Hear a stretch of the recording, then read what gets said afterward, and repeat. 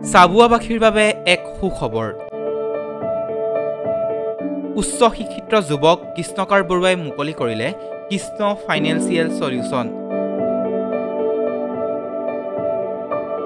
শুভ মুহূৰ্তত উপস্থিত থাকি যুৱকজনক শুভেচ্ছা জনাই চাবুৱাৰ বিধায়ক পুনাকণ বৰুৱাই।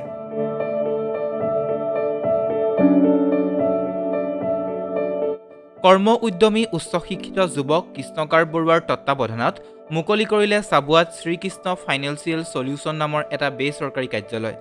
কাৰ্যালয়টোৰ পৰা গ্ৰাহকে LICৰ বিভিন্ন ধৰণৰ লাভদায়ক আঁচনি যেনে জীৱন বীমা, স্বাস্থ্য বীমা, LICৰ প্ৰিমিয়াম সংগ্ৰহৰ লগতে বেংকিং, নতুন একাউণ্ট খোলা, সাধাৰণ বীমা, দুচকীয়া চাৰিচকীয়া বাহন, ঘৰ, দোকান ইত্যাদিৰ ইঞ্চুৰেঞ্চ, মিউচুৱেল ফাণ্ডৰ সম্পৰ্কে জানিব পাৰিব। চাবুৱা কলেজ পথত অৱস্থিত শ্ৰীকৃষ্ণ ফাইনেন্সিয়েল সলিউশন নামৰ এই বেচৰকাৰী কাৰ্যালয়টোত শুভ উদ্বোধন কৰে চাবুৱাৰ বিধায়ক পুনাকণ বৰুৱাই। বিধায়ক পুনাকণ বৰুৱাই কাৰ্যালয়টোৰ শুভ উদ্বোধন কৰি কি ক'লে চাওঁ আহক। কৰ্ম উদ্যমী উচ্চ শিক্ষিত যুৱক কৃষ্ণকাৰ বৰুৱাই গ্ৰাহকে LICৰ পৰা কেনেদৰে লাভালাভ গ্ৰহণ কৰিব পাৰিব সেই সম্পৰ্কে সৰ্বসাধাৰণ ৰাইজক অৱগত কৰে।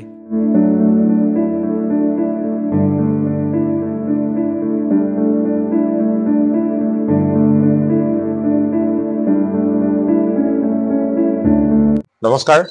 আজি খুব ভাল লাগিছে যে চাবুৱা কলেজ পথত কৃষ্ণ ফাইনেন্সিয়েল সলিউশন নামেৰে এটা বীমা কাৰ্যালয়, বেচৰকাৰী বীমা কাৰ্যালয় এটা মই উদ্বোধন কৰিলো। খুব ভাল লাগিছে এই কাৰণে যে আমাৰ উদ্যমী যুৱক আৰু তেওঁৰ এটা গ্ৰুপে এই কৃষ্ণ ফাইনেন্সিয়েল সলিউশন নামেৰে অনুষ্ঠানটো কাৰ্যালয়টো আৰম্ভ কৰিছে। এই কাৰ্যালয়টোত তেওঁলোকে LICকে ধৰি বিভিন্ন বীমাৰ সম্পৰ্কীয় কাম কাজখিনি তেওঁলোকে আগবঢ়াই নিব আৰু বিশেষকৈ তেওঁলোকে অগ্ৰাধিকাৰ ভিত্তিত পেঞ্চন আঁচনি, কন্যাদান আঁচনি আৰু মাইক্ৰ বাজেট লগতে স্বাস্থ্য বীমা এইকেইটাক অগ্ৰাধিকাৰ ভিত্তিত তেওঁলোকে আগবঢ়াই নিব। এতিয়া এই সম্পৰ্কত মাইক্ৰ বাজেটত সৰ্বসাধাৰণৰ বাবে একেবাৰে ন্যূনতম সৰ্বসাধাৰণৰ বাবে তেওঁলোকে সৰু সুৰাকৈ তেওঁলোকে বীমা কৰিব পাৰিব। একেবাৰে নিম্ন শ্ৰেণীৰ পৰা আৰম্ভ কৰি সকলো পাৰিব।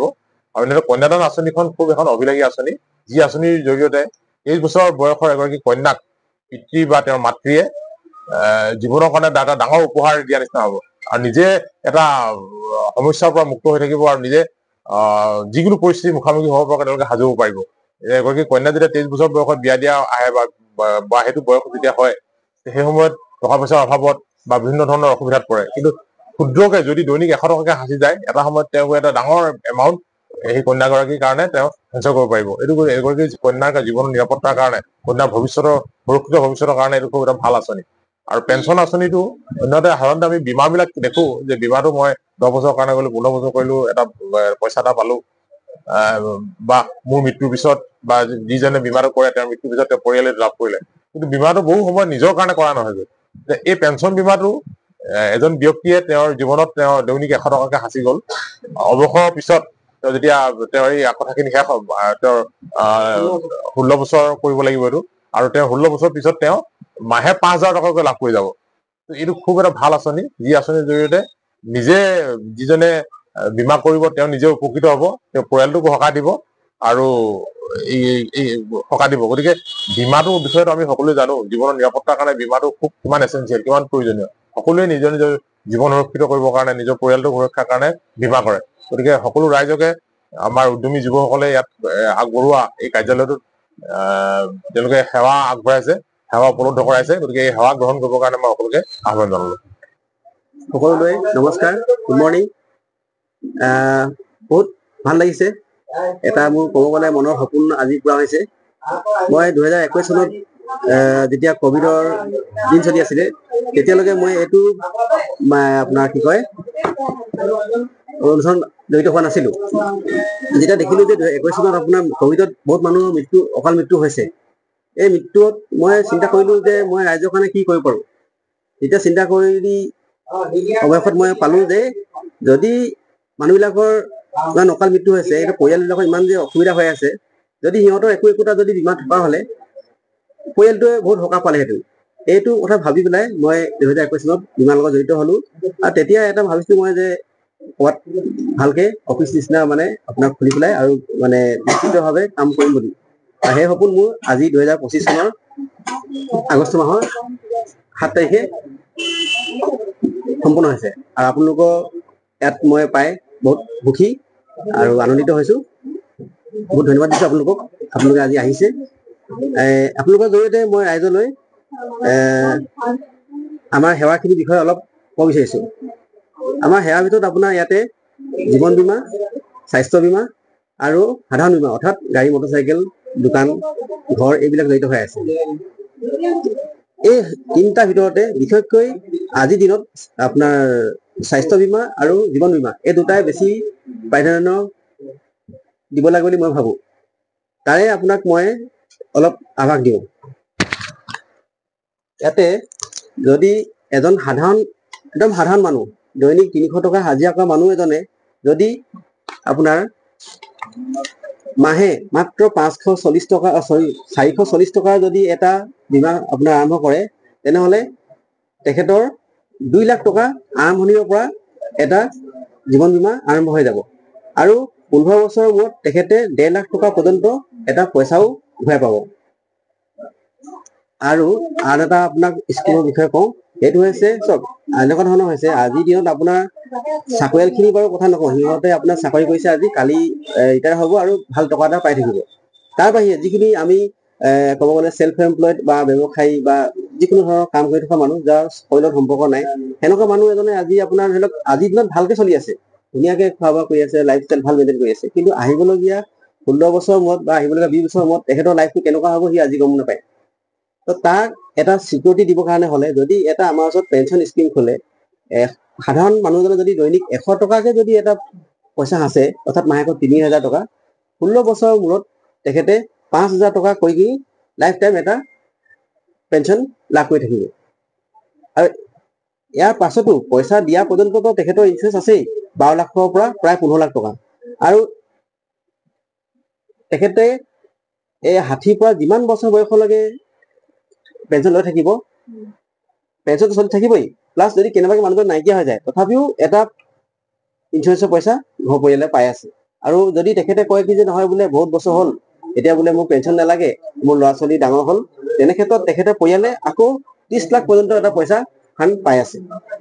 এইটো এটা পেঞ্চন স্কিম। ইয়াৰ সবিশেষ আপোনালোকে লগ কৰিলে গম পাব। আৰু এটা আমাৰ অভিলাষী এটা আঁচনি আছে, এইটো হৈছে যিটো চৰকাৰৰ বেটি বচাও বেটি পঢ়াও অভিযান। ইয়াৰ লগত সংগতি ৰাখি কিনি কন্যাদান নামৰ এটা আপোনাৰ আঁচনি আমাৰ লগত আছে। ইয়াত আপোনাৰ যদি এজন সাধাৰণ মানুহে দৈনিক 100 টকা এটা যদি পইচা ৰাখে, তেনেহ'লে কন্যা সন্তানৰ বয়স যেতিয়া 23 হ'ব, তেতিয়া 19,50,000 টকা তেখেতৰ এটা পইচা পাব, যিটো তেখেতৰ কন্যা সন্তানৰ বিয়াৰ কাৰণে বা উচ্চ শিক্ষাৰ কাৰণে ব্যৱহাৰ কৰিব পাৰে। আৰু এই সময়ছোৱাত যদি কেনেবাকৈ দেউতাৰ যদি কিবা নাই অকাল মৃত্যু হৈছে, দেউতাক যদি কেনেবাকৈ নাথাকে, তেনেহ'লে পৰিয়ালে প্ৰথম 15 লাখ টকা এটা পইচা সাহায্য হিচাপে পাব। আৰু ছোৱালী কন্যা সন্তানৰ বয়স যিটোলৈকে 23 নহয়, প্ৰত্যেক বছৰে 75,000 টকা কৰি কিনি পইচা পাই থাকিব। আৰু অৱশেষত যেতিয়া 23 হ'ব, তেনেহ'লে এই যিটো 20 লাখ টকা পোৱা কথা আছিলে সেইটো আকৌ পুনৰ পাব। ইমানখিনি সুবিধা আমাৰ আঁচনিৰ যোগেদি আপোনালোকে পাই আছে। আহক আপোনালোকে ইয়াৰ সবিশেষ জানিবলৈ লগ কৰক। আমাৰ ঠিকনাটো হৈছে চাবুৱা কলেজ ৰোড। ধন্যবাদ। আপুনিও সুন্দৰ পৰিৱেশত হোটেলত এসাঁজ খাব বিচাৰে নেকি? সম্পূৰ্ণ থলুৱা খাদ্য সম্ভাৰেৰে আপুনিও যদি পৰিয়ালৰ লগত এসাঁজ খাব বিচাৰে, তেনেহ'লে আপুনি আহিব পাৰে কাজিখোৱাৰ বাইপাছত থকা নীলগ্ৰেভ হোটেললৈ। থলুৱা শাক পাচলি আৰু পুখুৰীৰ সতেজ থলুৱা মাছৰ আঞ্জাৰ লগতে নিজা ফাৰ্মৰ থলুৱা হাঁহ, কুকুৰা, গাহৰি আদিৰ মাংসৰে ৰাইজলৈ আগবঢ়াইছে থলুৱা খাদ্যৰ বিশেষ সুবিধা। যোগাযোগ 9707481939।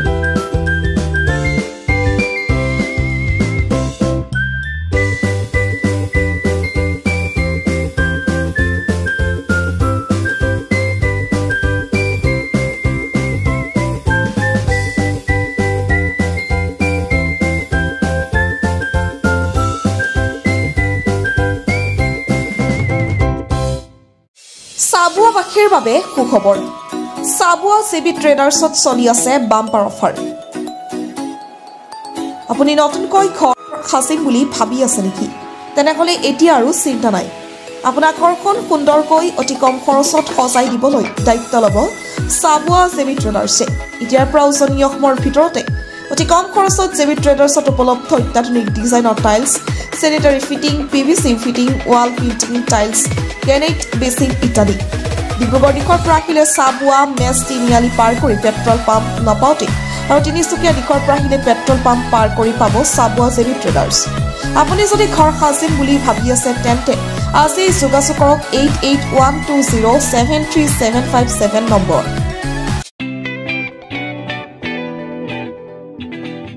ৰোগীসকলৰ বাবে ভাল খবৰ। চাবুৱা ছেইণ্ট লুকছ হস্পিটেলত পাব ৰেহাই মূল্যত চিকিৎসা। চাবুৱাৰ ছেইণ্ট লুকছ হস্পিটেলত এক্স-ৰে, চিটি স্কেন, আল্ট্ৰাছাউণ্ড, অত্যাধুনিক মেচিনৰ দ্বাৰা লেবৰেটৰী টেষ্ট ইত্যাদি পৰীক্ষাসমূহ ডিব্ৰুগড় জিলা নাৰ্ছিং হোমতকৈ 40% ৰেহাই মূল্যত কৰা হয়। লগতে ডায়েবেটিছ ৰোগীসকলে হায়দৰাবাদৰ পৰা অহা বিশিষ্ট চিকিৎসক ডাক্তৰ শুভান্দৰী চন্দ্ৰৰ পৰা পৰামৰ্শ ল'ব পাৰিব।